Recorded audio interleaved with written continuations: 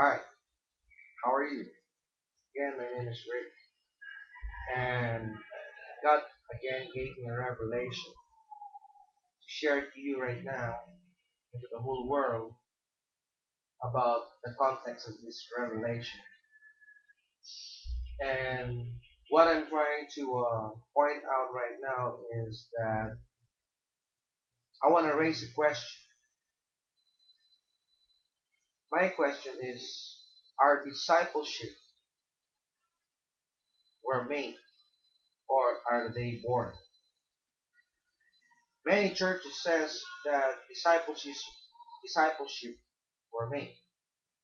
But many says they were born. So these are very much debatable.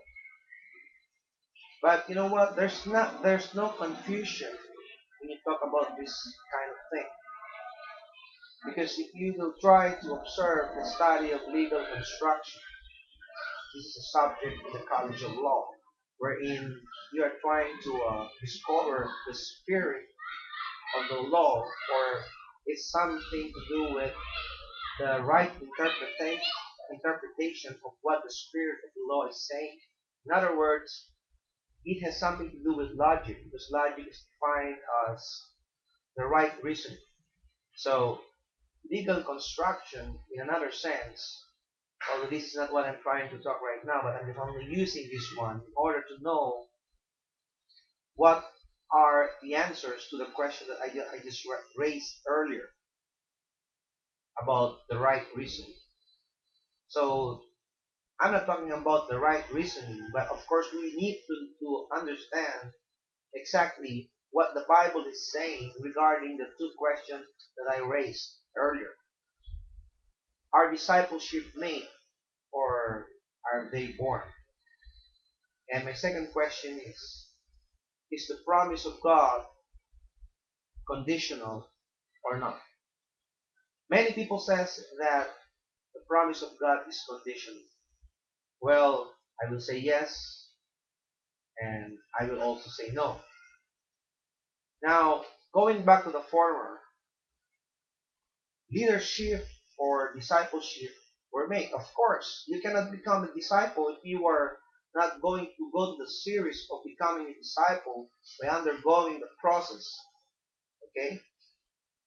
But the question is, the Bible says that before you were born in this world, God already knew you. So do you believe me on that? So it's up for you to think and fathom your mind whether or not what I'm saying here is right or wrong. But my answer is it's both. You are made at the same time you are born as a disciple. And talking about um, is God's promises are conditional or not? My answer again is both. Why do I say both? Let's go back to the former. Discipleship are made because, as I said already, that you have to undergo a series of becoming disciples. And that series or process will determine whether or not you become a disciple. Now the question is that, are you really chosen by God to become a disciple? You know what? There are only two kinds of person or people in this world. The children of God and the children of the devil. And it is recorded in the Bible. Now, trying to figure out who are the children of God and who are the children of the devil, there are some ways, in one way or the other, we can see them as just like what the Bible is saying. You can see the kind of fruits that they are bearing. If they are a banana tree, of course, they will not going to bear fruits like apple. Of course, they will going to bear fruit like banana. So that's what the Bible is saying. But on the contrary, even though this person is a banana, I mean, let's say, we will illustrate that he is a banana tree, but he is bearing a different fruits like apple. But we don't know on the inside, or shall we say, we don't know that deep in the heart of God, He's chosen by the Lord. But it just so happened that He is not yet on the right time to become the right kind of disciple. Meaning to say, He is not yet on the right moment to become the right person that wants him to be. Maybe he is still a baby Christian, or perhaps a baby Christian. A baby Christian is like a banana tree and bearing or producing a different fruit because he's a baby Christian. And there are also Christians who are undergoing backslidden. And of course, they will not going to bear fruits that are the same, just like what I'm talking about the tree. Now, in the crux of the controversy, there are so many things that we cannot answer, but only God knew, or only God knows everything. But let me just give you the idea, since I'm not perfect, I'm not God. I want to share you the idea, and it's up for you to think, because you have to depend on the Lord, not on me, or nor to my ideas. Because the Bible says the Spirit of the Lord will going to reveal everything to you about Himself, just like a person, His Spirit knows everything about Himself. So it's up to you now, for you now to fathom or to discover what I am trying to say. Talking about discipleship again, a person can be made as a disciple and at the same time born. Why? Because there is also a verse in the Bible which says that even though before the creation of the world, God already chooses you, and your hairs were already counted by Him, even though you were not born. So, meaning to say, whether you like it or not, even though you were not born, you have not existed yet, God already chose you. So, this is quite absurd in terms of reasoning. But what I'm trying to talk here is that I'm talking more than reasoning. Because just like my previous chapter, it talks about faith. Faith is something that you believe and yet you don't see. And going back again to what I'm trying to say, we can never know a person whether though we see him or her in a different kind of lifestyle. We cannot judge him or her that he is not a disciple. That's why the Bible is always telling us who we are to judge. We don't have the right to judge anyone. What makes you greater than other Christians? Who are you to judge?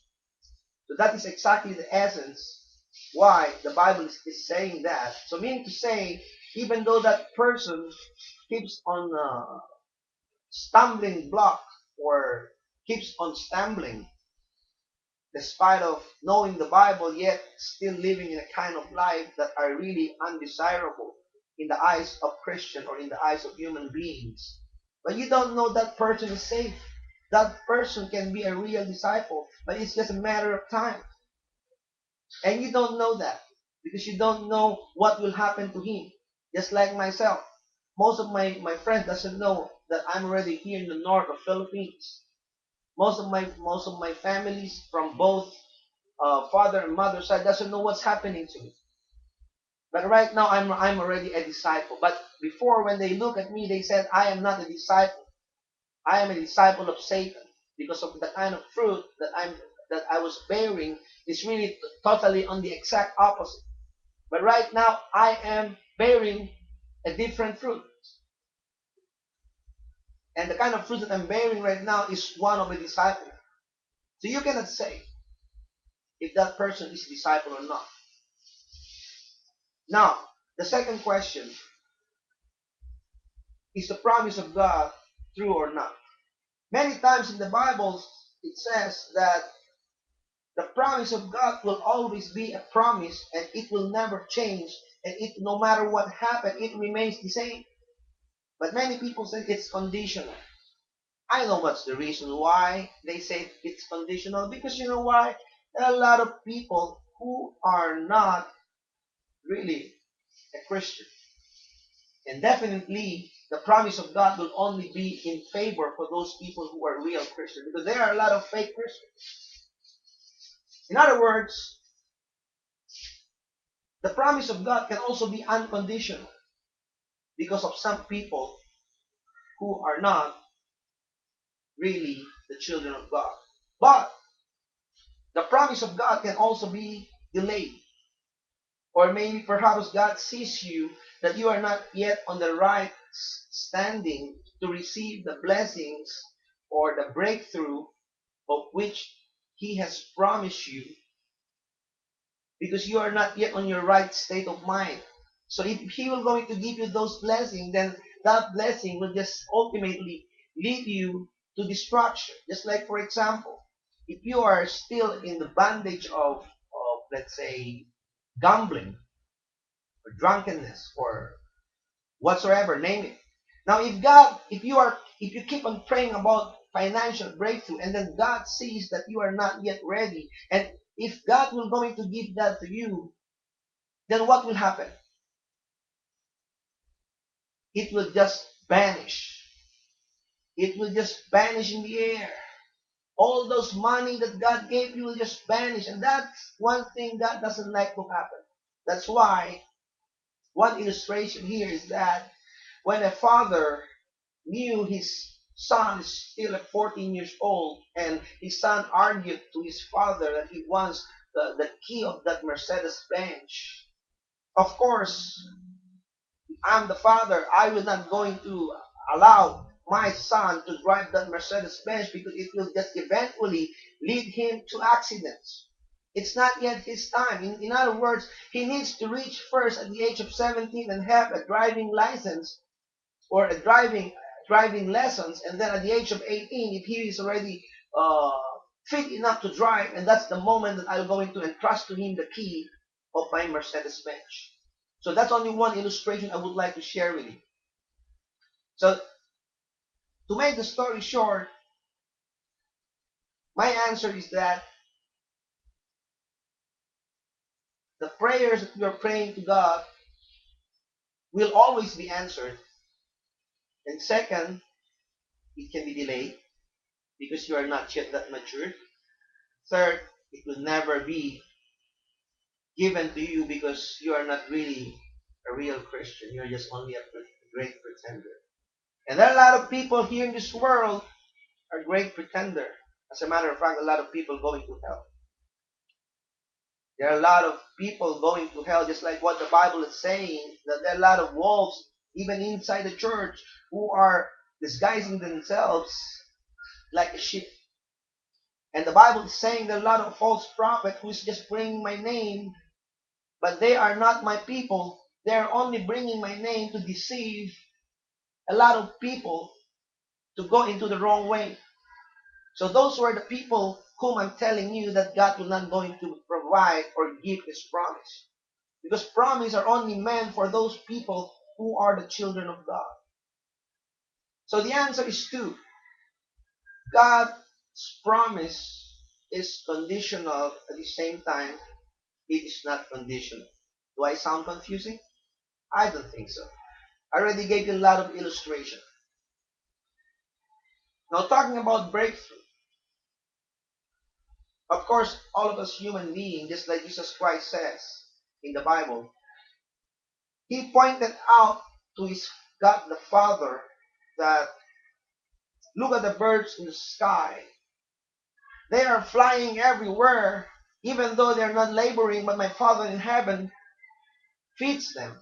And how much more you, because you are more than the birds, or you are more than sparrows, so to speak, and He will going to bless you because you are more than birds. Do I make sense to you right now? So what I'm trying to say here is that God knew exactly what you need. He's talking about finances. And there are reasons why people are having financial problems. And in my previous video, I mentioned something like offering and tithes. Because the Bible says you don't only need, or if you are a preacher, you don't only, or you must not only excel in preaching the Word of God, but you must also learn how to give. Giving has two categories. First is the tithes, and second is the love.